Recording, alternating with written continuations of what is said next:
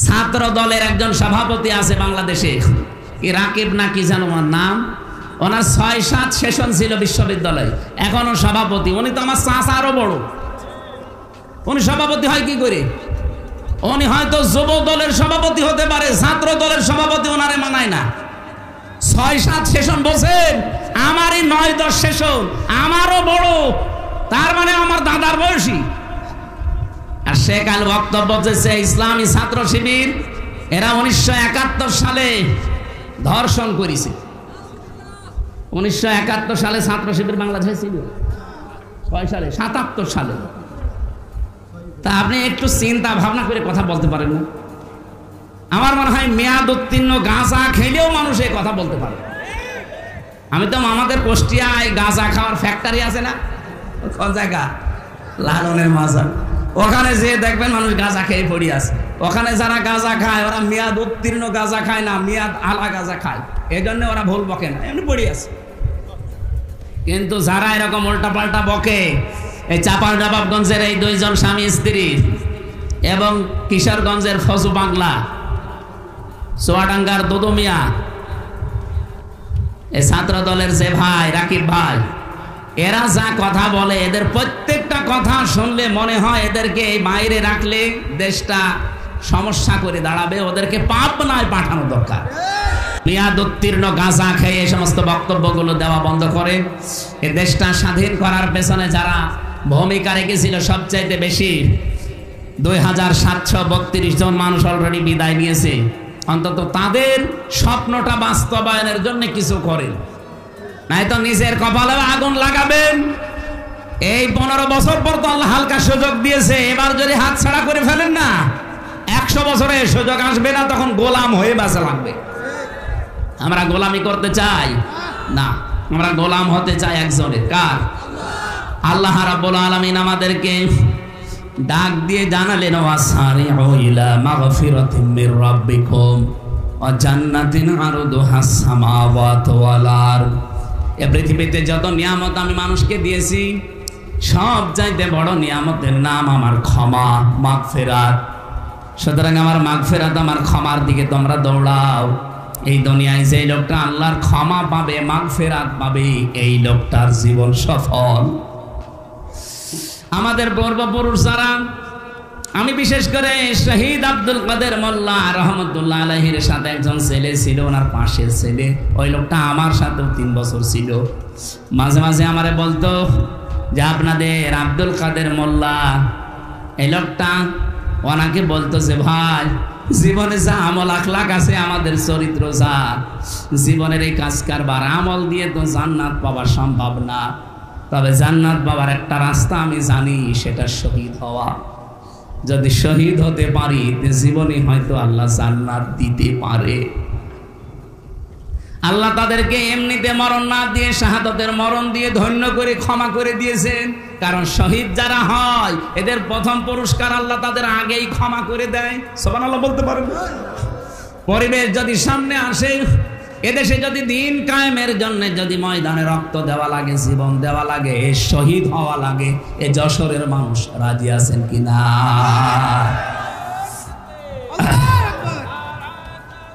যশোরবাসী জীবনে আমাদের যা কাজ কারবার, আমল আখলাক, নামাজ রোজা, এ দিয়ে জান্নাত সম্ভব না। জান্নাত পাওয়ার একটাই রাস্তা আছে, আল্লাহ যদি দয়া করে ক্ষমা করে দেয়। আর আল্লাহ ক্ষমা করবে সর্বপ্রথম তাদের, যে মানুষগুলো আল্লাহর রাস্তায় শহীদ হবে। সারা জীবনের জন্য কোরআনের পাখি আল্লামা সাইদি দোয়াই করতেন, আল্লাহুম্মা ইন্নী আসআলুকা শাহাদাতান ফি সাবিলিক। হে আল্লাহ, তুমি যাই করো আমাকে শাহাদাতের মরণ দিও।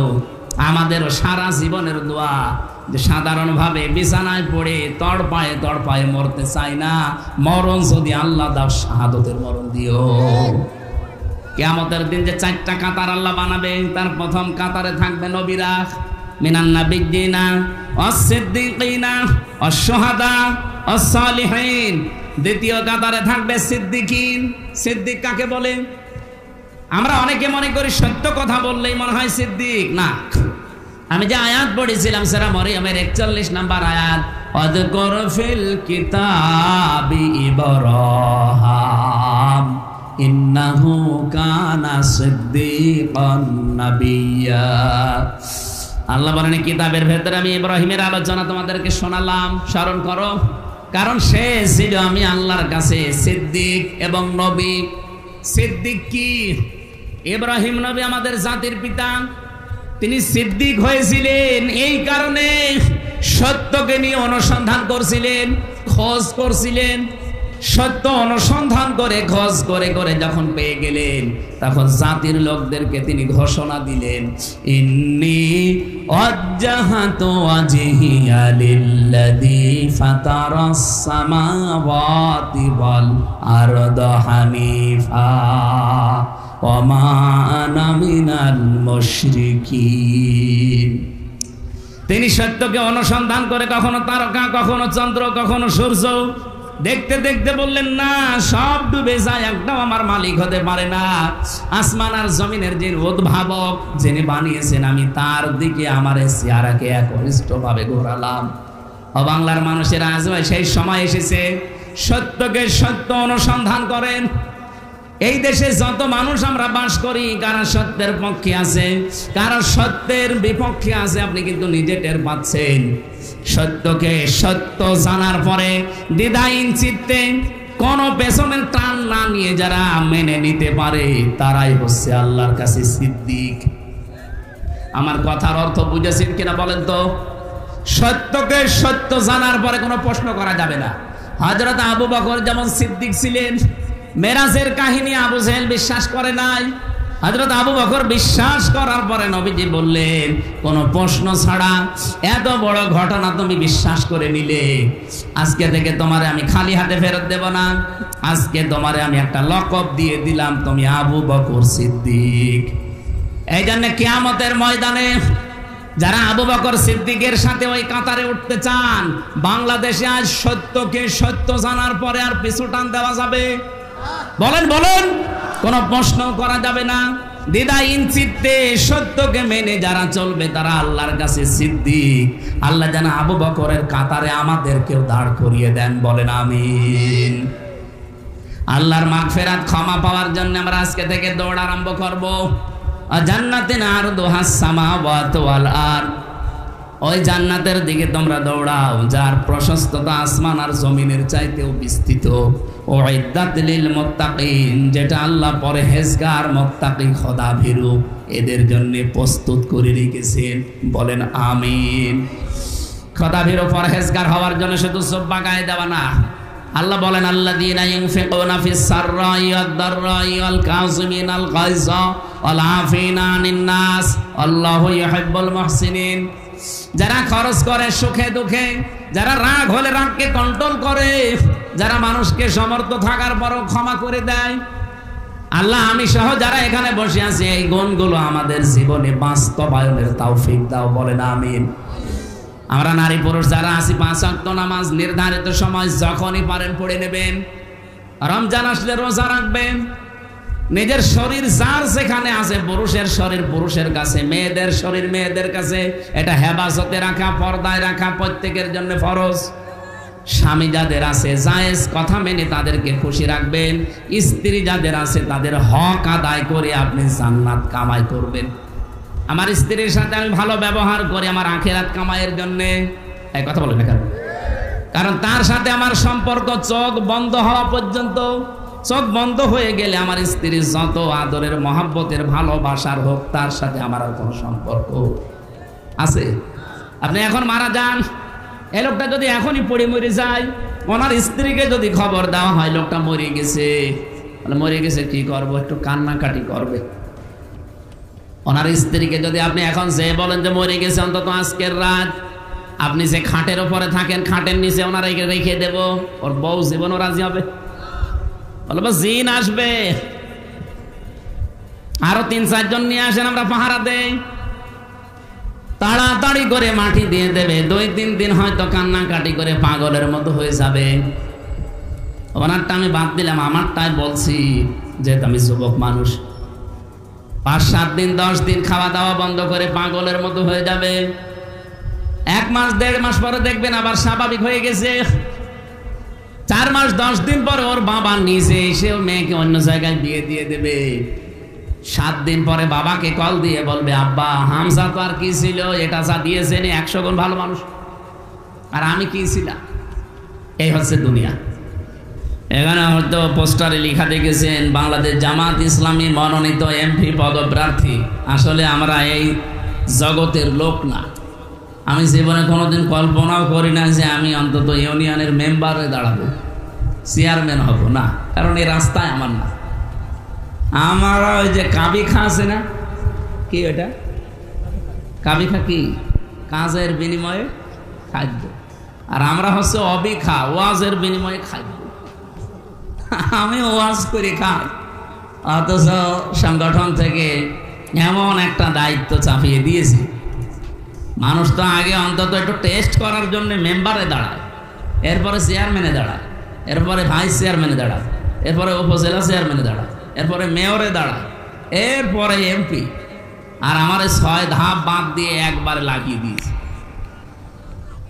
এ সমস্ত বিষয়গুলো আমরা অত পারদর্শীও না, আর আমরা অ্যাক্টিভও না। যে যে লাইনে কাজ করে আল্লাহ তাকে ওই লাইনে এগিয়ে দেয়। আমরা ওই লাইনে ছিলাম, ওই লাইনে আল্লাহ আমাদেরকে এগিয়ে দিয়েছিলেন। কিন্তু একামতে দিনের দায়িত্ব পালন করা এটা নামাজ রোজার চাইতেও বড় ফরজ। যদিও যশোর, ঝিনাইদহ, কুষ্টিয়া, চুয়াডাঙ্গা এই সমস্ত জেলার মানুষগুলো অনেক জানে এটা এবং মানেও, কিন্তু এমন কিছু জেলা আছে যাদেরকে এই কথা বোঝাতে গেলে ওরা উল্টা বোঝে। ওরা বলে এ কাজ করা লাগবে কোন কারণে, নামাজ পড়বেন, রোজা করবেন, ভালো মুসলমান হয়ে জান্নাতে চলে যাবে। আরে ভাই, নামাজ পড়লে রোজা রাখলে ভালো মুসলমান হওয়া যায় কে বলেছে আপনাকে? এ পৃথিবীতে সবচাইতে ভালো মুসলমান ছিলেন মুহাম্মাদুর রাসূলুল্লাহ। এ বিষয়ে কোনো সন্দেহ আছে? আপনি হিসাব করে দেখেন, তার 63 বছরের জীবনে এই যে 17 বছরে তিনি একটা দল বানিয়েছিলেন হেলফুল ফজল, এই সংগঠনের মাধ্যমে তিনি চেষ্টা চালিয়েছিলেন শান্তি দেওয়ার জন্য। এটার নামই হচ্ছে শান্তির সংঘ। 23 বছর একাধারে চেষ্টা চালালেন এই সংগঠন দিয়ে, কিচ্ছু করতে পারেননি, ফল হয়েছিল 0। এই মানুষটাই 40 বছরে কোরআনে কারিম হাতে পেয়ে 63 বছর, তার মানে 23 বছর। আগের 23 ফল 0 ছিল, পরের 23-এ কোরআন হাতে নিয়ে তিনি কাজ করেছিলেন, ফল শুধু 0 না, যারা 0 ছিল আল্লাহ তাদেরকে হিরো বানিয়েছে। হযরত ওমরের মতো হিরো দুনিয়ায় আসবে আর? বলেন। কোরআনে কারিমের 13টা আয়াত আল্লাহ তার নামে নাজিল করেছেন তার সিদ্ধান্তের উপরে। সুবহানাল্লাহ বলেন। কোথায় পৌঁছিয়েছিল সেই লোকটা? অথচ তিনি 0 ছিল, টপ টেরর ছিল, টপ টেরর, শীর্ষ সন্ত্রাসী। এত বড় মানুষ যার নাম শুনলে মানুষ ভয়ে পানি খেত। ওই জামানায় আমরা হাদিস পড়ে দেখেছি, কোন মানুষ যদি খাবার না খেত, বাচ্চারা মায়েরা বলতো হা হোনা ইয়াতি ওমর, ওমর আসতেছে। ওমরের নাম শুনলে ভয়ে খাবার খেয়ে ফেলত। কিরকম ডেঞ্জার মানুষ ছিল বলেন তো? এই মানুষটা কোরআনের কাছে আসার কারণে এমন নরম হয়ে গেছে এই মানুষটা। প্রতিদিন তার জীবনে আমি পড়ে দেখেছি, যেদিন দায়িত্ব পেয়েছেন রাষ্ট্রের, ওই দিন থেকে যতদিন দায়িত্বে ছিলেন কমপক্ষে 5টা কাজ রাতের বেলা ভালো ভালো কাজ করতেন। কি কাজ? ভালো কাজ 5টা কমপক্ষে। যেদিন একেবারেই পারেন না সেদিন 3টার কমে তিনি বাড়ি ফিরতেন না। ভালো কাজ বলতে এখন কি বুঝলেন তাহলে? অনেকে বসে বসে সুবহানাল্লাহ পড়তেন, বলেন বলেন। অনেকে 2 রাকাত নামাজ পড়তেন, কোরআন শরীফ পড়তেন বসে। কি করতেন? ওনার কাছে ভালো কাজ ছিল হচ্ছে মানবতার সেবা। আল্লাহ রাব্বুল আলামিন বলেন, ফাক্কু রাকাবা ওয়া ইতআমু ফি ইয়াউমিন যী মাসগাবা ইয়াতীমান যা মাকরাবা আও মিসকিনান যা মাতরাবা। হে নবী, এই মানুষগুলো ফালাকতাহামা লাকাবাতা ওয়া মা আদরাকা মা লাকাবা, এরা গিরিপথে যেতে রাজি না। এরাই কঙ্কট মুহূর্তের বিশাল কঠিন এই পথ পাড়ি দিতে মাড়ি দিতে তারা রাজি না। আপনি কি জানেন এই আকাবা এটা কি? এই কঙ্কটময় অথবা গিরিপথ, এটা কি আপনি জানেন? রব্বুল আলামিন নিজে ব্যাখ্যা করছেন, যেহেতু এই পথটা কঠিন এবং গিরিপথ আমি নাম দিয়েছি, সবাই পথে আসতে চায় না। ফাক্কু রাকাবা, এটা হচ্ছে দাসত্ব মুক্তি করা, দাস মুক্তির পথ। এটা গিরিপথ, এটা কঠিন পথ, এটা জান্নাতে যাবার পথ। হযরত ওমর এটা বুঝেছিলেন। আমার তো মনে হয় আজটা পড়ার পর এই বাংলাদেশে যারা একামতে দিনের দায়িত্ব পালন করে, আপনি রাগ করলে এইটাই সত্য কথা, এই মানুষগুলোই মানুষকে মানুষের দাসত্ব থেকে, গোলামি থেকে মুক্ত করার জন্য জান প্রাণ দিয়ে কাজ করছে। আপনি একটু ভেবে বলেন।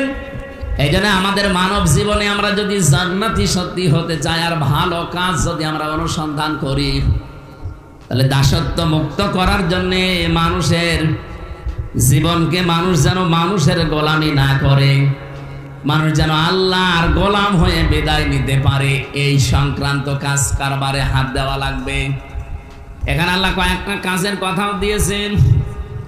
আও ইতাআমুন ফি ইয়াউমিন যী মাসগাবা, এই পৃথিবীতে যে মানুষগুলো ইতিম, মিসকিন, অসহায়, যারা অভাবী, নিঃস্ব, এই মানুষগুলোর কাছে যারা খাবারের ব্যবস্থা করে, ইতিমান যা মাকরাবা, নিকট আত্মীয়র ভেতরে যারা ইতিম আছে, অসহায় আছে, এই মানুষগুলোর পাশে যারা গিয়ে দাঁড়ায়। আপনি বলেন তো, কোরআনে বর্ণিত এই কর্মসূচিগুলো বাংলাদেশে এখন ৭৩টা দল আছে। এদিকে তাকান,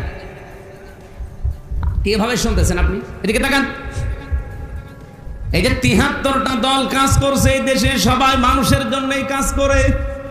কোরআনে বর্ণিত এই 5টা কাজ আল্লাহ এখানে দিয়েছেন। যারা সফল হতে চায়, যারা সৌভাগ্যশালী, তারা মানুষকে মানুষের দাসত্ব থেকে, গোলামি থেকে মুক্ত করার জন্য তারা কাজ করবে। বলেন ৭৩টা দলের ভেতরে কারা এই কাজ করছে? আপনি নিজেই করেন। আমি আপনাকে জিজ্ঞাসা করব না, আপনার বিবেকে যা মনে হয় তাই আপনি বলেন। 2 নম্বরে, অসহায় নিঃস্ব মানুষের কাছে যারা ছুটে যায়, তাদের খাবারের ব্যবস্থা করে।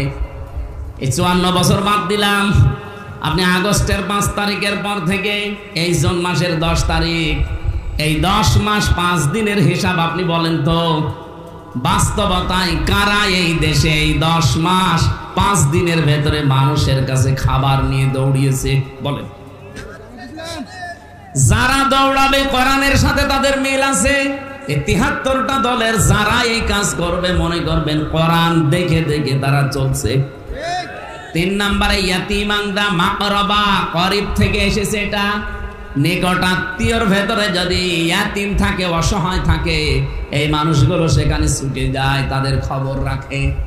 আমি আয়াতটা পড়ার পরে মিলিয়েছি, দল মত নির্বিশেষে এখানে আমরা যারা আছি সবাই আমরা চাই আমাদের নিকট আত্মীয়দের সাথে আমাদের সম্পর্ক ভালো থাক, তাদের খোঁজ খবর রাখি, তাদের হক আদায় করি, না চাই না?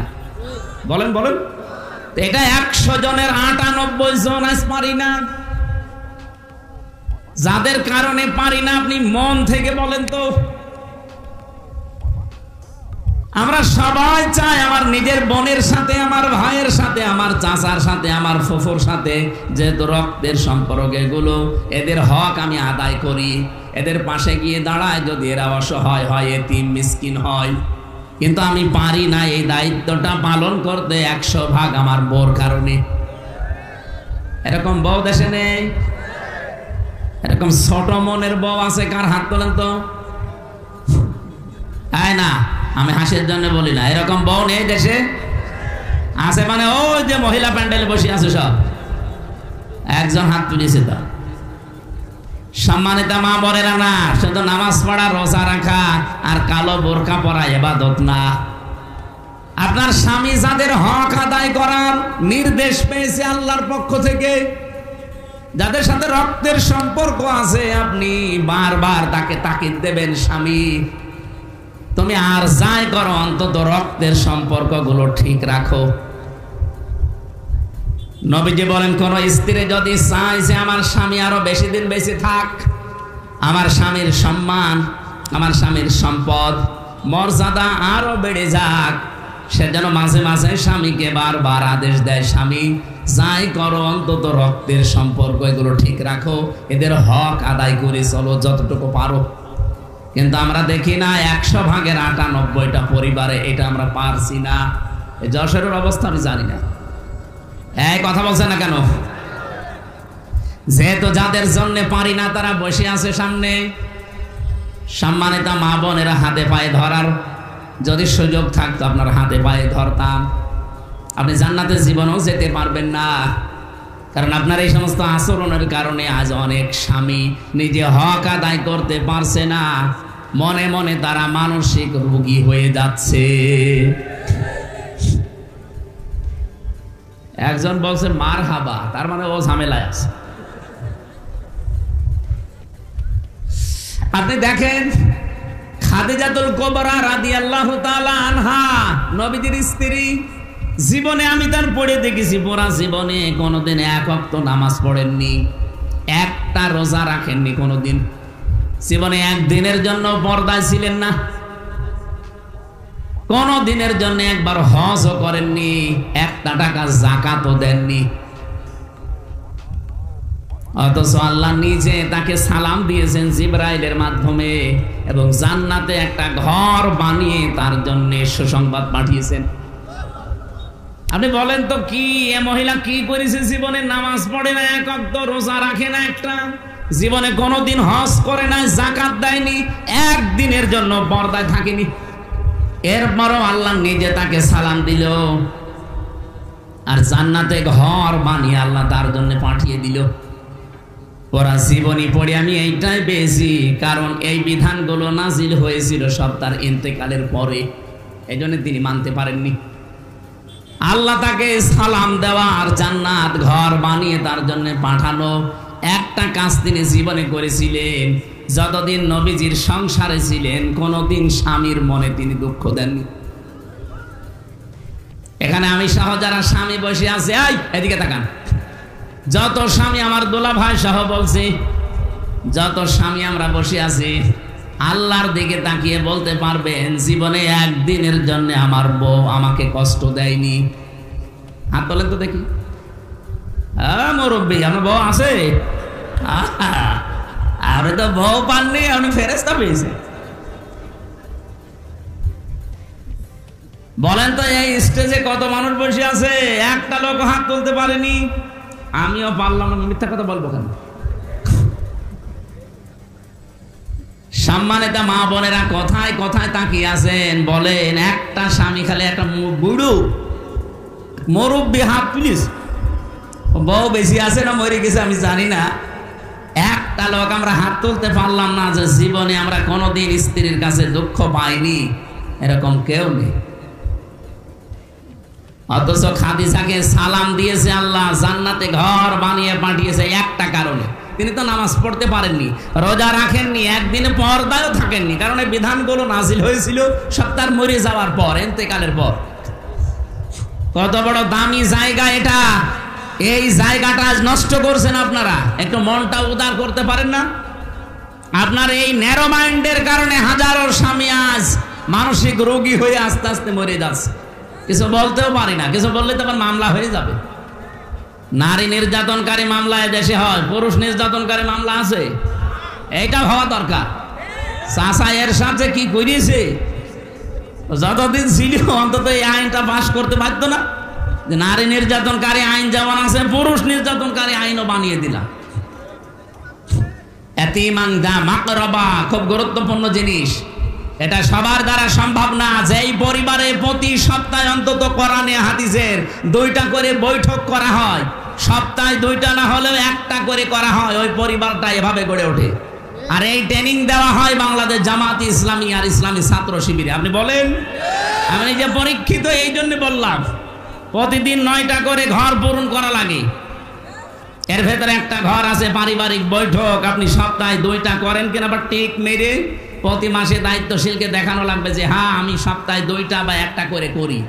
এটা করবেন আপনার পরিবারে, নিজের ছেলেকে, মেয়েকে, বউকে, এই বেটার বউকে নিয়ে এক জায়গায় বসে আপনি এই কোরআনের অথবা হাদিসের এই দার্সটা দেবেন 15-20 মিনিট, আধা ঘন্টা, 1 ঘন্টা করে। দেখবেন আস্তে আস্তে 2-5 মাস 6 মাস 1 বছর পরে পরিবার থেকে আপনি আরো সাপোর্ট পাবেন দিনের কাজ করার জন্য। রক্তের সম্পর্ক যাদের সাথে আছে এগুলো আরো অটুট হবে, কারণ তারা জানবে যে এদের সাথে সম্পর্ক রাখলে আমার বাবার সম্মান সম্পদ আরো বাড়বে। সুবহানাল্লাহ বলতে পারে। আও মিসকিনান যা মাতরবা, এই যে তরব থেকে যে মানুষগুলো ধোলা মলিন, যে মানুষগুলো অসহায় নিঃস্ব, যারা কাজ কাম করে ঘর মাক্ত হয়ে গেছে, এই মানুষগুলোর কাছে যারা যায়। আমরা আগস্টের 5 তারিখের পরে দেখলাম বাংলাদেশে একটা বন্যার ঢেউ এসেছিল ফেনীতে।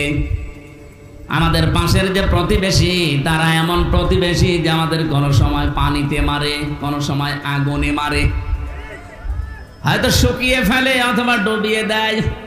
ওই সময় ডুবিয়ে দিয়েছিল। এদেশের কত মানুষ আমরা দেখলাম টাকা আর বস্তা, কত মানুষের টাকা ব্যাংকে ছাতা পড়ে যায়, অথচ 5 কোটি টাকা নিয়ে সেখানে যে হাজির হবে এরকম মানুষ আমরা পেলাম না। গেছে কে? আমিরে জামাত ডাক্তার শফিকুর রহমান। এ পর্যন্ত পানির ভেতরে নেমে মানুষের বাড়িতে বাড়িতে এমনি মানুষের ভালোবাসা তার উপরে আল্লাহ তৈরি করে দেয়নি। তার এই অ্যাক্টিভিটিস, তার এই কাজ কার্য দেখে আমার আল্লাহ মানুষের ভেতরে তার প্রতি একটা আলাদা মহব্বত তৈরি করে দিয়েছে। ডাক্তার হাফিজ শফিকুর রহমানকে অনেকেই হয়তো সরাসরি চোখে দেখে নাই, কিন্তু তার প্রতি আলাদা একটা মায়া অনেকের আছে না? এক কথা বলো না কেন? এটা তৈরি করেছে হামজা কে? ইন্নাল্লাযীনা আমানু ওয়া আমিলুস সালিহাতি সায়াজআলু লাহুমুর রাহমানু ওয়াদ্দা। নিশ্চয় যারা ঈমান আনার পরে ভালো ভালো কাজে আঞ্জাম দেয়, এই যে ভালো কাজ থেকে আমি এ পর্যন্ত এসেছিলাম। ভালো কাজ বলতে আমরা মনে করি জিকির করা, ভালো কাজ মানেই মনে করি জুব্বা গায়ে দেওয়া, ভালো কাজ মানেই মনে করি কোরআন শরীফ পড়া না। ভালো কাজ মানে আমার দ্বারা মানুষের উপকার হয় কিনা, এটা আসল ভালো কাজ। যারা ঈমান আনার পরে ভালো ভালো কাজ আঞ্জাম দেবে, তাদের প্রতি আলাদা এই সৃষ্টি জগতের ভেতরে মহব্বত তৈরি করে দেবে কে? আরো জোরে বলেন কে? কত মানুষ এই আলোচনা এ পর্যন্ত আসতে পারে না, এই জন্য তারা মানুষের সৃষ্টি জগতের ভালোবাসা মহব্বত পায় না। কিন্তু যারা সত্যি ঈমানের সাথে এই আমলগুলো করছে, আমি হযরত ওমরের কথা বলছিলাম এই কারণে যে এমন কোনো দিন নেই তিনি ভালো কাজ 3টা 5টা না করে ঘুমাতেন। তার জীবনের ভালো কাজ বলতে ছিল মানবতার সেবা করা, কি করে মানুষের উপকার করা যায়। গভীর রজনীতে একটা বাড়িতে বের হলেন, রাস্তার পাশ দিয়ে যাওয়ার সময় দেখলেন মরুভূমিতে একটা বাড়ি, টিম টিম করে ভেতরে আলো জ্বলছে। একটা লোক বের হয়ে আসে, আবার প্রবেশ করে, আবার বের হয়, আবার ঢোকে। যে হাত চেপে ধরলেন, এই এখানে কি? লোকটা বলে, পথিক আপনি কে? আমি তো এই বাড়ির মালিক। হযরত ওমর চিন্তা করলেন কারে ধরলাম। ডাক দিয়ে বলে, কি হয়েছে? বারবার বাড়িতে ঢোকেন আবার বের হন। লোকটা বলে, খলিক কি পথিক, আপনাকে আমি চিনতে পারি না, অন্ধকারে তো বোঝাও যায় না, আমি বারবার বের হই ঢুকি, এ কারণে আমি সব চাইতে বড় একটা বিপদে আছি। আমার স্ত্রীর সন্তান সম্ভবা, এখনই তার বাচ্চা হবে, কিন্তু এ বিষয়ে আমি একেবারে অনভিজ্ঞ, কিচ্ছু জানি না। স্ত্রী ভেতরে কান্নাকাটি করছে, কি করি ভেবে না পেয়ে বারবার বের হয়ে আবার প্রবেশ করি। হযরত ওমর বললেন, ভাই দাঁড়ান, আমি দেখি কিছু করতে পারি কিনা। বাড়িতে গেলেন, স্ত্রীকে ডাক দিয়ে বলে, আব্দুল্লাহর মা, আল্লাহ পাক জান্নাত বিক্রি করছে, যদি কিনতে চাও তাড়াতাড়ি আমার পেছনে দৌড়াও। আসার সময় কিছু তেল, কাপড় চোপড় এগুলোর সাথে করে নাও, কাজে লাগবে। স্ত্রী ডাক দিয়ে বলে, স্বামী আমার, জান্নাত বিক্রি হচ্ছে, আপনার পেছনে যেতে বললেন, আমি তো রেডি আছি। তেল নিয়ে কি করব? কাপড় চোপড় এগুলো কি হবে? জান্নাত কি এর বিনিময়ে বিক্রি হবে? বলে নাও, কাজে লাগবে। নিয়ে তিনি ঢুকিয়ে দিলেন নিজের স্ত্রীকে বাড়ির ভেতরে। বাইরে লোকটার সাথে দাঁড়িয়ে আছেন, ভেতর থেকে আওয়াজ এলো, খলিফাতুল মুসলিমিন, আপনার বন্ধুকে খবর দেন, তার একটা পুত্র সন্তান হয়েছে, ছেলেটাও ভালো আছে, মাও ভালো আছে। হযরত ওমর শোনার পরে বললেন আলহামদুলিল্লাহ, কিন্তু যার ছেলে এই লোকটা বলছে ইন্না লিল্লাহ। হযরত ওমর বলে কি আপনি তো খুশি হওয়ার কথা, কেন ইন্না লিল্লাহ পড়েন? লোকটা বলে প্রতীক আমি এবার বুঝেছি, আপনি এতক্ষণ পর্যন্ত চেহারা আমি চিনতে পারিনি, অন্ধকারে আপনাকে জানতেও পারি নাই আপনার পরিচয়, আপনি খলিফা, তার মানে ওমর, আপনি আমারে মাফ করে দেন। পকেট থেকে কয়েকটা টাকা বের করে দিরহাম দিয়ে বললেন এইগুলো ওই যে মেয়ে লোকটাকে নিয়ে আসলেন রাতের বেলা, ওই নার্সকে ওই সেবিকাকে দিয়ে দেবেন। হযরত ওমর বলেন দেখেন রাতের বেলা যে মেয়ে লোকটা নিয়ে এসে আপনার স্ত্রীর খেদমতের জন্য লাগিয়েছি, ওটা পেশাদার কোনো নার্স না, ওটা সেবিকা না, ওটা ধাত্রী না, ওটা আমার নিজের স্ত্রী। এই মহিলা এভাবে টাকা নেয় না। বাংলাদেশে একজন মেম্বারও পাবেন এরকম? বলেন। তারা ভালো কাজ এইটা বুঝেছিল, প্রতি রাতে যে তিনি 5টা 3টা করে ভালো কাজ করতেন, এইটা একটা। এরকম ভালো কাজ প্রতিদিন 3টা 5টা করে তারপরে ঘুমাতেন। আমি যতটুকু হাদিস থেকে যেটা শিক্ষা নিতে চাই, বাংলাদেশে 1628 জন মানুষ দায়িত্ব পালন করছে, আরো সামনে যারা দায়িত্বে আসবে 300 এমপি হবে, মহিলা আরো 50 জন, 350। প্রত্যেকটা জেলার ডিসি, এসপি, এসপি সহ টিএনও, ওসি, আপনি সচিব যতগুলো আছে আমি হিসাব করেছিলাম একবার 1628 জন হয়। এই মানুষগুলো যেদিন হযরত ওমরের মতো এই অনুভূতি নিয়ে দায়িত্ব পালন করবে, বাংলাদেশ একটা মিনি জান্নাত হয়ে যাবে। আর ওই দৃশ্যটা দেখার জন্য আমরা আছি, এটার জন্যই সত্যি কথা বলছি চেষ্টা করা। তাছাড়া আমার কোন পাগলা কুত্তায় আমারে কামড় দিয়েছে বলেন, যে কি সুন্দর জীবনযাপন চলছিল, কেন আমার এই রাস্তায় আসা লাগবে? আমার বাবার যা আছে, আমার নিজের যা আছে, কোনোদিন আমার কিচ্ছু করা লাগতো না, আমার ব্যবসা দিয়ে আমি চলে যেতে পারতাম। কেন এইরকম একটা ঝামেলা আমার রাস্তায় আমার আসা লাগবে? কারণ 54 বছর আমি দেখতে পাচ্ছি এই রাস্তাকে খারাপ মানুষগুলো আরো খারাপ বানিয়ে ফেলেছে। এই রাস্তাগুলো ভালো করার জন্য ভালো মানুষ আসা লাগবে। আমিরে জামাত ডাক্তার শফিকুর রহমান উনি অলরেডি ঘোষণা দিয়েছে 300 জন এমপি আমরা তালিকা দিয়ে দিলাম। যদি এরা পাশ করে, জামাত ইসলাম যদি পাশ করে এমপি হয়, যেই টাকা নিয়ে এমপি হয়েছিল 5 বছর পর ওর একটা টাকাও বাড়বে না, যদি বাড়ে ওর খবর আছে। আপনি অন্য কোন দলের ঘোষণা দিতে বলেন তো সেই এমপি দাঁড়াবে না। আপনি বলেন, এখনো তো 73টা দল আছে, একটা দল এই ঘোষণা দিয়েছে যে যারা 1 কোটি টাকা এখন মালিক তারা এমপি দাঁড়ান, পাশ করেন, 5 বছর যেন দায়িত্ব পালন করার পরে 1 কোটি 1 টাকা না হয়, আরো যেন 10,000 কমে যায়। এরকম ঘোষণা দিতে বলেন। বাংলাদেশে অন্য কোন দলের লোক এমপিতে দাঁড়াবে না, বলবো দরকার কি ঝামেলা? আপনি বলেন, আমি তো আপনাকে চ্যালেঞ্জ দিলাম, দেন কোন দলের লোক আছে দাঁড়াতে বলেন, আমি দেখবো। অথচ উনি দায়িত্ব নিয়ে গ্যারান্টি নিয়ে দিয়েছেন, এমনি দেয়নি, কারণ ওইভাবে করে তাদেরকে গড়ে তুলেছেন। চট্টগ্রামে একটা খাল পরিষ্কার করার জন্য 400 কোটি টাকা চেয়েছিল ওখানে যারা দায়িত্বে আছে। 400 কোটি বলেছিলে খালটা পরিষ্কার করে দেব। বাংলাদেশ জামাত ইসলামের ওখানে সাবেক একজন এমপি আছে, আলহাজ শাহজাহান চৌধুরী হাফিজাহুল্লাহ, উনি বলেছিল 1টা টাকাও দেওয়া লাগবে না, শুধু আমি জামাত ইসলাম থেকে 10 টাকা 20 টাকা কালেকশন করে 1 কোটি টাকা আমি এই কাজটা করে দেবো। তাই করে দিয়েছে, ওরা কমপ্লিট করে দিয়েছে। 1টা টাকা রাষ্ট্রের কাছ থেকে নেয়নি, নিজেদের 10-20 টাকা 50 টাকা কালেকশন করা। এটা দেখে আরো অন্তত বাহাবা দেওয়া দরকার। সারা দুনিয়ায় প্রশংসায় ভাসতেছে তারা, কিন্তু একটা লোক দেখলাম বলছে না, এ খাল সেরকম পরিষ্কার হয়নি। তোমার কাছে দিলে তুমি তো 400 কোটি টাকায় হাওয়া করে দিতে। যাদের কোনো আলাদা কর্মজীবন নেই, শুধু এই এমপি হওয়া, মন্ত্রী হওয়া, উপজেলা চেয়ারম্যান হওয়া, মেয়র হওয়া, এগুলোই যাদের কর্মজীবন, এরা জীবনেও দুর্নীতি ছাড়া থাকতে পারবে না।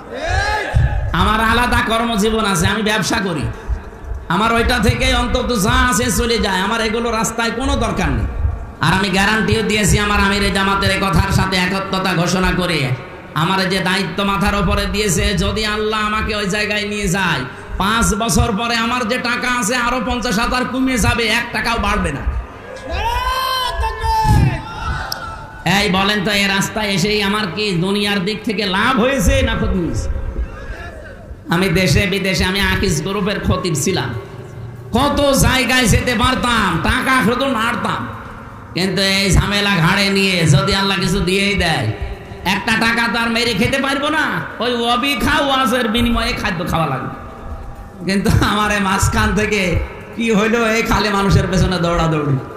4.5 লাখ মানুষ আমার এই আসনের ভেতরে, কুষ্টিয়া সদরে। এতগুলো মানুষের দায়িত্ব পালন করা কি চাই তাই ব্যাপার? আর আমরা কি দুনিয়াদার যে আমি ঘরে ঘুমিয়ে থাকলাম আর সব হয়ে গেল? এই ফজরের নামাজ পড়ে আরম্ভ করা লাগবে, রাত 10টা 12টা 1টা নেই, কোথায় কে কি করছে সব খোঁজ নেওয়া লাগবে, সে দলীয় হোক আর দলের বাইরে হোক। আমরা তো ভালো কাজ বলতে এইটা বুঝি। বাংলাদেশে আজ যদি সত্যিই ভালো কাজ আমরা এরকম কিছু বুঝতাম যে আমার দ্বারা অন্তত মানুষের উপকার হোক, ক্ষতি যেন না হয়, এই বাংলাদেশটা দাঁড়িয়ে যেত। আমি মালয়েশিয়া গিয়েছিলাম কয়েকদিন আগে, ওরা 2004 সালের পর থেকে অলরেডি দেশটা দাঁড় করিয়ে ফেলেছে 21 বছরের ভেতরে। আর আমরা 54 বছরও দাঁড়াতে পারি না, শুধু মারিং কাটিং আর দুর্নীতির কারণে।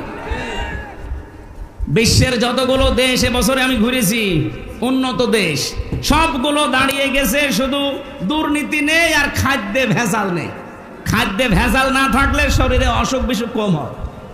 মালয়েশিয়াতে, সিঙ্গাপুরে যে কয়েকদিন ছিলাম, আমি একদিন কাশিও দেইনি, কারণ কোনো ধুলাবালি নেই, কোনো জার নেই, সব জায়গায় পরিষ্কার পরিচ্ছন্ন, আর খাদ্যে কোনো ভেজাল নেই। আমি একটা লোককে 1 কপে মাথা আলাদা করে দিতে দেখেছি, জিজ্ঞাসা করলাম, বলছে ও খাদ্যে ভেজাল দিয়েছিল, ধরা পড়ে গেছে, 3 দিনের ভেতরে বিচার শেষ। আমার মনে হয় বাংলাদেশে যদি এরকম 5টা বিচার করতাম, তো এই দেশে খাদ্যে ভেজাল দেওয়ার সাহস কোনো বাপের বেটা দেখাতে পারতো না। আর খাদ্যে ভেজাল না দিলে আমাদের শরীরের ভেতরে রোগ এরকম জন্মাতো না, আমাদের এত অসুখ বিসুখও হতো না, এত ঔষধও লাগতো না। এক কথা বলে না কেন? 15টা দিনের ভেতরে আমরা একটা দিন কাশি হয়নি মালয়েশিয়া সিঙ্গাপুরে। আর এই দেশে আসার পর এক দিন 50 বার করে কাশা লাগতেছে। যেখানে যায় সেখানেই ময়লা মাটি আর খাদ্যে ভেজাল তো আছে। আজকে যে বাড়িতে এসে বসেছিলাম, কাজী কি জানো, সিরাজুল ইসলাম, অনেক খাবারের পরে দুধ দিচ্ছিল। আমি মনে করছি দুধের ভেতর মনে হয় পানি মেশানো আছে, কারণ এই দেশে তো এরকম স্বভাব আছে না অনেকের। সম্মানিত ভাইরা, আমরা ভালো কাজ বুঝি না, ভালো কাজ আমরা কোরআন থেকে নিতে চাই।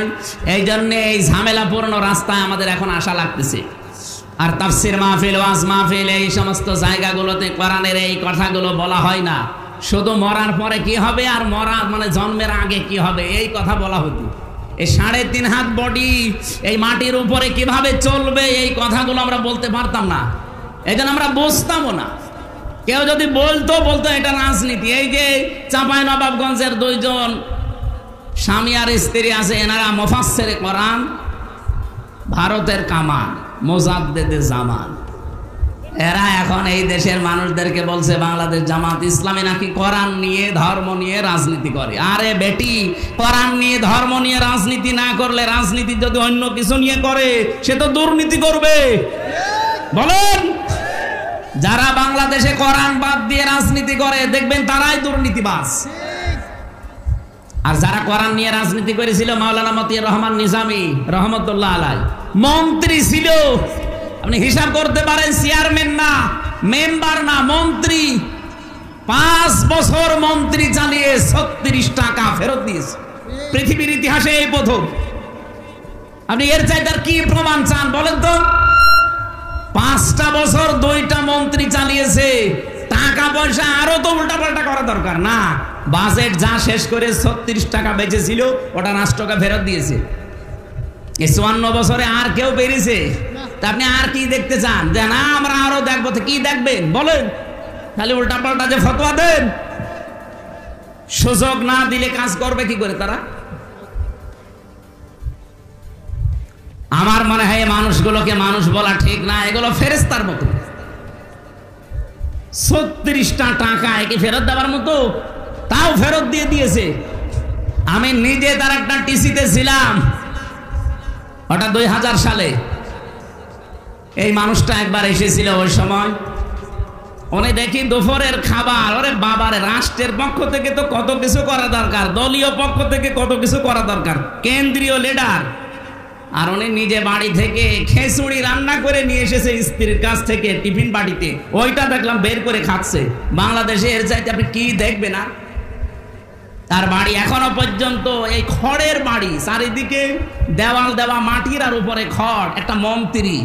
আর বাংলাদেশে আমরা এমন মন্ত্রী পেয়েছিলাম 620টা বাড়ি বানিয়েছে শয়তান। আমি ওইটার সাথে দেখা হয়েছিল চটিকে, মালয়েশিয়া, হোটেলে উঠেছিলাম, হোটেল থেকে নেমে নিচে আসলাম, দেখি বসে বসে চা খাচ্ছে। কি এখানে কি বলছো? হুজুর আমি আগেই পালিয়েছি। আপনি পালাইলেন কেন? আপনার না 620টা বাড়ি? বলছে একটাও থাকতে পারি না। এই মালয়েশিয়াতেও বাড়ি বানিয়েছিলাম, এই বাড়ির নাম দিয়েছিল সাহেব পাড়া, কিন্তু তালা লাগানো, যেতে পারে না। এই হোটেলে থাকে, এক এক নাইটের প্রতি নাইটের বিল আসে প্রায় 90,000 টাকা বাংলাদেশের টাকা। কয়দিন থাকবেন এইভাবে? বলছে যত টাকা আল্লাহ আমাকে দিয়েছে, আল্লাহ দিয়েছে, ওই টাকাগুলো এখন উনি খাচ্ছে আর ওখানে বসে বসে বিল দিচ্ছে। কি করলেন আপনি 15 বছরে?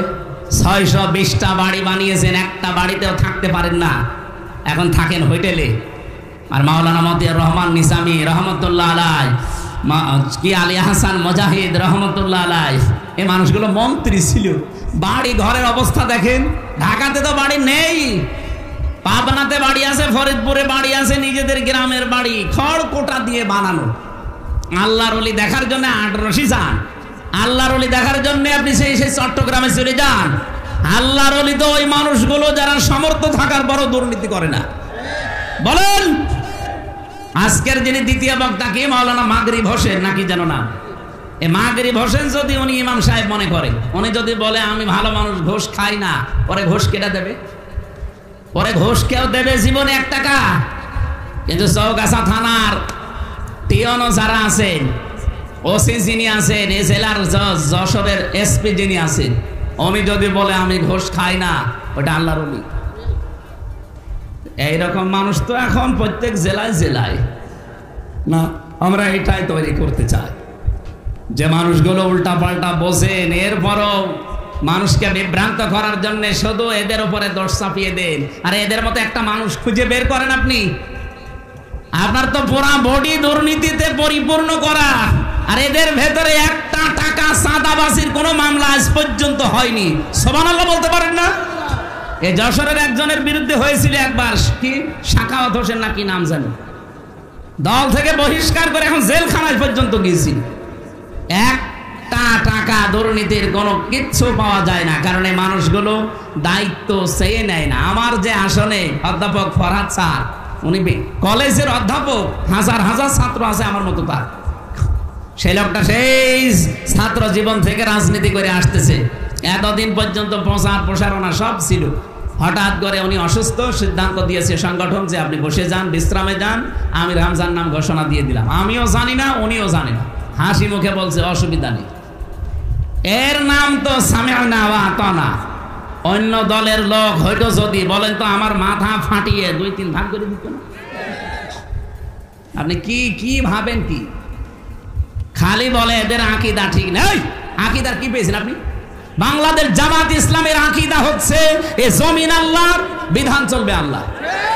এর বাইরে যদি জামাত ইসলামের কোনো আকীদা থাকে, ওই রকম জামাত আমি মানি না। যারা জামাতের এখানে আছে জিজ্ঞাসা করে দেখেন তো, জমিন আল্লাহর, আইন চলবে মওদুদির? বলেন। আর আপনি এ কথা বুকে হাত দিয়ে বলতে পারবেন যে জমিন আল্লাহর, আইন চলবে আল্লাহর? পারবেন না। আপনি বলবেন জমিন আল্লাহর, আইন চলবে বাবার। না মানে 15 বছর তো তাই করেছেন। টয়লেটের নাম পর্যন্ত দিয়েছে বাবার নামে, বঙ্গবন্ধু টয়লেট। কেন? ওখানে যে আমি জিকির করবো। প্রত্যেকটা জিনিসের নাম পাল্টাতে পাল্টাতে একটা জিনিসের নাম রেখেছে। আপনি দেখেন, বিমানবন্দরের নামও পাল্টিয়ে দিয়েছে। বিমানবন্দরের নাম দিয়েছে কি? শাহজালাল। কেন আপনি নাম দিতে গেলেন? যে নামটা ছিল, নামটা কি খারাপ? শহীদ জিয়াউর রহমান। বাংলাদেশে ওনার নাম শুনলেই মানুষ শহীদ বলে, কারণ আছে।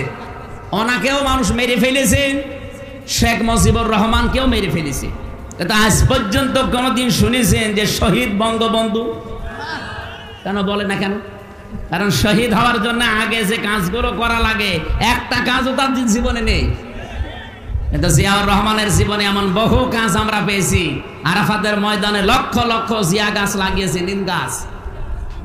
হাজার হাজার মানুষ ওখানে যে ওই আশ্রয় নেয়, ছায়া। আমি নিজেও ছিলাম, আমি কাবার ইমামকে দোয়া করতে দেখেছি। আরাফাতের ময়দানে মসজিদে নামিরাতে দোয়া করছে জিয়াউর রহমানের নাম ধরে, যে ছায়ার ব্যবস্থা শহীদ জিয়াউর রহমান বাংলাদেশ থেকে ব্যবস্থা করে দিয়েছে। আল্লাহ তাকে তুমি জান্নাতের ছায়া দিও। নিম গাছ সাজারাত জিয়া বলে ওই দেশের মানুষ, জিয়া গাছ বলে। জিয়া জিয়া মানে কি? এই ছায়া পাওয়ার জন্য, শহীদ হওয়ার জন্য যে সমস্ত কাজগুলো আগে করা লাগে এগুলো আপনার জীবনে নেই। আন্দাজে খালি নাম পাল্টিয়ে পাল্টিয়ে আমরা একটা মানুষকে উপরে তুলতে চাই। এমন নিচে আল্লাহ নামিয়েছে, আমার মনে হয় কিয়ামতের আগে আর ওঠা সম্ভব না। এখন কেউ পরিচয় দিয়ে এখানে এসে বুক ফুলিয়ে বলতে পারবেন যে আমি চৌগাছা ওই নিষিদ্ধ দলের সভাপতি? বলেন তো এসে দেখি। আমার মনে হয় এখানে জনগণের পিটি আপনার মেরে ফেলবে। কি কাজ করেছে? আমি একজন মন্ত্রীর সাক্ষাৎকার কালকে একটা ভিডিও দেখছিলাম। সম রেজাউল করিম মৎস্যমন্ত্রী ছিল, পিরোজপুরে বাড়ি। ওই লোকটা বলছে আমি বর্ডার দিয়ে রাত 12টা থেকে 4টা পর্যন্ত 4 ঘন্টা পানির নিচে পানার ভেতরে চুরি করে সাপের মতো ছিলাম। 4 ঘন্টা পালিয়ে পালিয়ে বর্ডার পার হয়ে এখন ওখান থেকে অন্য দেশে চলে গেছে। কি এমন কাজ করা লাগবে কেন যে জনগণ দেখলে আপনাকে পিটাবে? বলেন। যে সমস্ত নামগুলো 54 বছর আমি আমার তো দিতে পারবে না। আমাকে রাজাকার বললে শয়তানও বিশ্বাস করবে না, আমাকে আল বদর বললেও বিশ্বাস করবে না।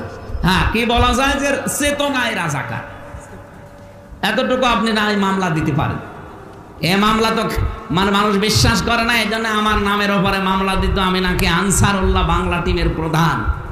ও ছাতা যে কি আমি আজ পর্যন্ত জানি না, অথচ এরকম একটা মিথ্যা মামলা নিয়ে 3 বছর জেল খেটে আসলাম। যারা আমি নাম ধরে বলছি এ কারণে এটা রেকর্ড হচ্ছে, সারা দুনিয়া যাচ্ছে, এই যে রেকর্ড হচ্ছে।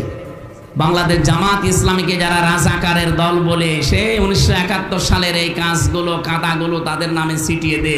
এখন আন্তর্জাতিক ভিডিও আছে, এখন আজকে দেখলাম 2টা।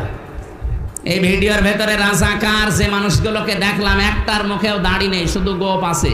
অথচ রাজাকার মনে করলে আমরা দাড়িওয়ালা, টুপিওয়ালা, পাঞ্জাবিওয়ালা মানুষ মনে করি। এখানে রাজাকার লেখা আছে নেম প্লেট দিয়ে, RAZAKAR রাজাকার। একটার মুখেও দাড়ি নেই, সবগুলো গোপলা আর টাই পরা। আপনি যুদ্ধ অপরাধী বলেন, যুদ্ধ করলে তো যুদ্ধ অপরাধী হবে তারা। যুদ্ধ করেছিল এই দেশে কেউ? রাজাকারের তালিকা যারা দিয়েছে হাসিনার এই মন্ত্রী, আপনি দেখেন 1000-এর উপরে আওয়ামী লীগের, বিএনপির 8000-এর উপরে, 800, জামাত ইসলামের মাত্র 34 জন, 37 জন, তার ভেতর 13 জন মরে গেছে। আপনার আন্দাজে কারে কি বলে মানুষকে? এখন তো মানুষ আর ওই সেই মানধাতা বলে নেই, এখন এত সচেতন, যা বলবেন ইন্টারনেট থেকে দেখে বের করে বলবেন। ছাত্র দলের একজন সভাপতি আছে বাংলাদেশে, কি রাকিব না কি যেন ওনার নাম। ওনার 6-7 সেশন ছিল বিশ্ববিদ্যালয়, এখনো সভাপতি। উনি তো আমার চাচারও বড়। উনি সভাপতি হয় কি করে? উনি হয়তো যুব দলের সভাপতি হতে পারে, ছাত্র দলের সভাপতি ওনারে মানায় না। 6-7 সেশন বলছেন, আমারই 9-10 সেশন, আমারও বড়, তার মানে আমার দাদার বয়সী। আর সে কাল বক্তব্য দিয়েছে ইসলামী ছাত্র শিবির এরা 1971 সালে ধর্ষণ করেছে। 1971 সালে ছাত্র শিবির বাংলাদেশে ছিল, 6 সালে, 77 সালে। তা আপনি একটু চিন্তা ভাবনা করে কথা বলতে পারেন না? আমার মনে হয় মেয়াদ উত্তীর্ণ গাঁজা খেলেও মানুষ এই কথা বলতে পারে। আমি তো আমাদের কুষ্টিয়ায় গাঁজা খাওয়ার ফ্যাক্টরি আছে না, কোন জায়গা, লালনের মাজার, ওখানে যে দেখবেন মানুষ গাঁজা খেয়ে পড়ি আছে। ওখানে যারা গাঁজা খায় ওরা মেয়াদ উত্তীর্ণ গাঁজা খায় না, মেয়াদ আলা গাঁজা খায়, এই জন্য ওরা ভুল বকে না, এমনি পড়ি আছে। কিন্তু যারা এরকম উল্টা পাল্টা বকে, এই চাঁপাইনবাবগঞ্জের এই 2 জন স্বামী স্ত্রী এবং কিশোরগঞ্জের ফজু বাংলা, চুয়াডাঙ্গার দুদু মিয়া, এই ছাত্র দলের যে ভাই রাকিব ভাই, এরা যা কথা বলে এদের প্রত্যেকটা কথা শুনলে মনে হয় এদেরকে বাইরে রাখলে দেশটা সমস্যা করে দাঁড়াবে, ওদেরকে পাবনায় পাঠানো দরকার। মেয়াদ উত্তীর্ণ গাঁজা খেয়ে এই সমস্ত বক্তব্যগুলো দেওয়া বন্ধ করে এই দেশটা স্বাধীন করার পেছনে যারা ভূমিকা রেখেছিল সবচাইতে বেশি 2732 জন মানুষ অলরেডি বিদায় নিয়েছে। অন্তত তাদের স্বপ্নটা বাস্তবায়নের জন্য কিছু করেন, নাই তো নিজের কপালে আগুন লাগাবেন। এই 15 বছর পর তো আল্লাহ হালকা সুযোগ দিয়েছে, এবার যদি হাত ছাড়া করে ফেলেন না 100 বছরে সুযোগ আসবে না, তখন গোলাম হয়ে বাঁচা লাগবে। আমরা গোলামি করতে চাই না, আমরা গোলাম হতে চাই একজনের। কার? আল্লাহ রাব্বুল আলামিন আমাদেরকে ডাক দিয়ে জানালেন ওয়াসারিউ ইলা মাগফিরাতিম মির রাব্বিকুম ওয়া জান্নাতিন আরদুহাস সামাওয়াতু ওয়াল আরদ। এই পৃথিবীতে যত নিয়ামত আমি মানুষকে দিয়েছি সব চাইতে বড় নিয়ামতের নাম আমার ক্ষমা, মাগফিরাত। সুতরাং আমার মাগফিরাত, আমার ক্ষমার দিকে তোমরা দৌড়াও। এই দুনিয়ায় যে লোকটা আল্লাহর ক্ষমা পাবে, মাগফিরাত পাবে, এই লোকটার জীবন সফল। আমাদের পূর্বপুরুষ যারা, আমি বিশেষ করে শহীদ আব্দুল কাদের মোল্লা রহমতুল্লাহ আলাইহির সাথে একজন ছেলে ছিল, ওনার পাশের ছেলে, ওই লোকটা আমার সাথেও 3 বছর ছিল। মাঝে মাঝে আমারে বলতো যে আপনাদের আব্দুল কাদের মোল্লা, এই লোকটা ওনাকে বলতো যে ভাই জীবনে যা আমল আখলাক আছে, আমাদের চরিত্র যা, জীবনের এই কাজ কারবার আমল দিয়ে তো জান্নাত পাওয়া সম্ভব না, তবে জান্নাত পাওয়ার একটা রাস্তা আমি জানি, সেটা শহীদ হওয়া। যদি শহীদ হতে পারি জীবনে হয়তো আল্লাহ জান্নাত দিতে পারে। আল্লাহ তাদেরকে এমনিতে মরণ না দিয়ে শাহাদাতের মরণ দিয়ে ধন্য করে ক্ষমা করে দিয়েছেন। কারণ শহীদ যারা হয় এদের প্রথম পুরস্কার আল্লাহ তাদের আগেই ক্ষমা করে দেয়। সুবহানাল্লাহ বলতে পারেন? পরিবেশ যদি সামনে আসে, এদেশে যদি দিন কায়েমের জন্য যদি ময়দানে রক্ত দেওয়া লাগে, জীবন দেওয়া লাগে, শহীদ হওয়া লাগে, এ যশোরের মানুষ রাজি আছেন কিনা?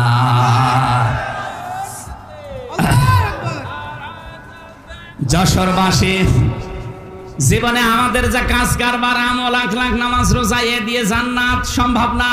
জান্নাত পাওয়ার একটাই রাস্তা আছে, আল্লাহ যদি দয়া করে ক্ষমা করে দেয়।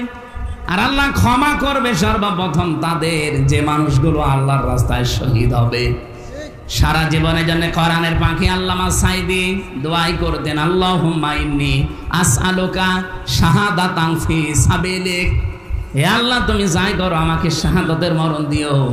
আমাদের সারা জীবনের দোয়া যে সাধারণভাবে বিছানায় পড়ে তড়পায়ে মরতে চাই না, মরণ যদি আল্লাহ দাও শাহাদাতের মরণ দিও।